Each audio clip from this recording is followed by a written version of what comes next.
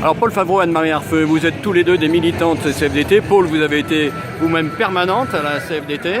Qu'est-ce qui vous conduit aujourd'hui à manifester dans le Rhône avec les 9 autres organisations?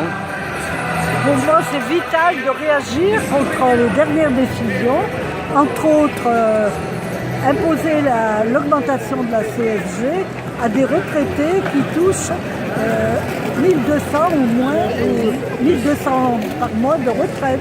C'est inadmissible. Et puis la PL aussi, qu'on diminue, qu'on demande que les organismes d'HLM diminuent les loyers alors qu'ils font tout un boulot social irremplaçable. Il y a plein de choses. La diminution des emplois aidés, mais c'est inadmissible. Voilà.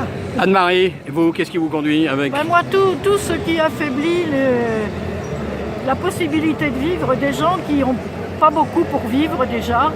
Et ça me révolte de voir que c'est encore ces gens-là à qui on demande de faire des efforts sur le logement, sur le pouvoir d'achat, sur les emplois aidés, parce que dans leur famille, ils ont aussi des gens qui aident déjà, même en ayant peu. Je trouve que c'est pas normal.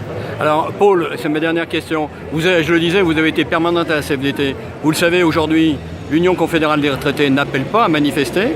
Qu'est-ce que vous pensez? Est-ce que vous trouvez que votre place est légitime? Alors moi, je ne peux pas juger, j'ai sûrement pas tous les éléments par rapport aux décisions de l'Union nationale des retraités. Par contre, je trouve inadmissible qu'on ne fasse rien du tout. Bien sûr, on ne peut pas réagir sur tout ce qui va mal, mais il est urgent, avant que ces ordonnances paraissent, de ne pas laisser faire n'importe quoi. C'est pour ça que je pense que c'est important qu'on soit avec les autres organisations syndicales dans la rue, même si on ne partage pas tous les mots d'autres. Anne-Marie, pour vous aussi, dernière question.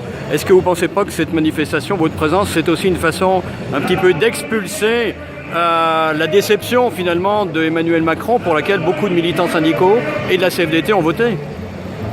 Tout le monde n'a pas voté pour lui, mais on est déçus parce qu'il nous a promis des choses et qu'il s'arrange pour pas les faire. De façon déguisée, on reprend par un bout ce qu'on nous croit donner par l'autre.